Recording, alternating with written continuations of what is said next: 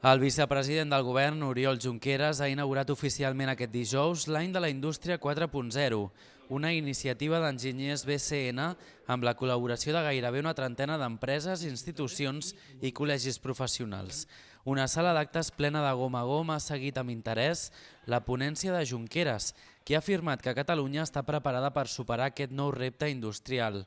El també conseller d'Economia i Hisenda afirma que el país ja ha superat amb èxit 3 revolucions industrials i que la quarta no en serà una excepció, tot i que, segons Junqueras, cal corregir polítiques nefastes del passat, en referència a l'alt cost de l'energia o les dificultats per accedir al crèdit.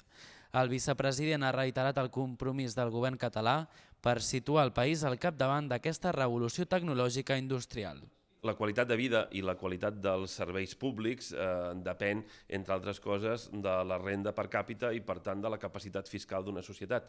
I això està estrictament lligat a la renda per càpita d'aquesta societat i, per tant, a la seva productivitat. La revolució 4.0 és un element absolutament indispensable per garantir la productivitat i, per tant, la competitivitat futura de la nostra economia i, amb ella, la qualitat de vida de la nostra societat.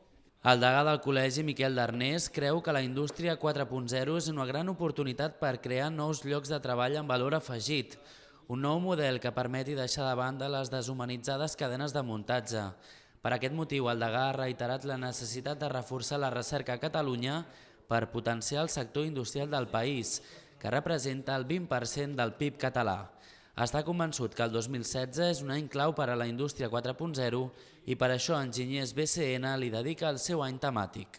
Al col·legi sempre volem ser capdavanters amb tot el que siguin les darreres tendències, les darreres novetats en el món industrial. I ara, evidentment, aquest any tocava la Indústria 4.0 perquè precisament és un moment molt dolç perquè hi ha la confluència entre internet i les TIC amb el món industrial s'està produint d'una manera cada cop més ràpida i més accelerada. I nosaltres què volem? Doncs que els col·legiats tinguin de primera mà informació puntual d'aquests temes tan candents i tan interessants per a la seva vida professional.